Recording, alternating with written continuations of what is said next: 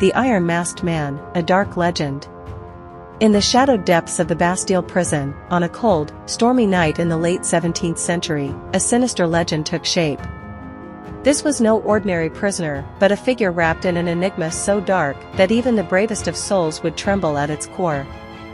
The prisoner was known only as the Iron Masked Man, a name that sent shivers down the spines of those who spoke it. Clad in a mask of dark, rusted iron, he was shackled in the bowels of the prison, his face hidden from the world. The mask was not merely a covering but a grim, unyielding barrier that concealed his identity and bound him in perpetual darkness. The mask was an ominous artifact. Its metal surface was worn and scarred, as though it had witnessed countless ages of suffering. The silence of the dungeon was often broken by faint, unnerving sounds that seeped through the thick stone walls. Low, mournful whispers seemed to emanate from the very depths of the mask, carrying with them a chill that clung to the bones of those who dared to listen. The stories told by the prison guards spoke of a creeping dread that filled the corridors of the Bastille. Night after night, they would hear the haunting echoes of a desolate wail, a sound that seemed to come from the soul of the masked prisoner. It was said that the mask held a malevolent force, one that manipulated the darkness around it, reaching out with invisible fingers to grasp at the fears of those who came too close. Rumors spread among the guards that the man behind the mask was no mere mortal but a sorcerer or a cursed soul bound by forces beyond comprehension. They whispered of his involvement in forbidden rites and dark magics, which had summoned shadows and spirits that now roamed freely through the cold, dank cells of the Bastille.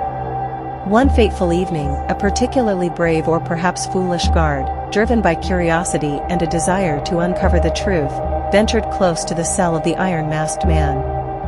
As he approached, he felt an icy breath on the back of his neck and a growing sense of dread. The air seemed to grow heavier with each step, as if unseen eyes were watching him from within the mask's cold, unblinking gaze. Standing before the cell, the guard peered through the bars and was struck by a bone-chilling sight. The Iron Masked Man stood motionless, but the faint, ghastly glow from the iron seemed to pulse rhythmically, like a heartbeat from another world. The guard was paralyzed by a wave of unearthly terror that seemed to seep from the very walls of the dungeon. He fled the scene, but from that day on, he was never the same. He spoke of dreams filled with dark apparitions and the relentless whispering of voices that spoke of vengeance and despair. His mind was shattered by the horrors he had witnessed, leaving him to wander the streets in a state of madness.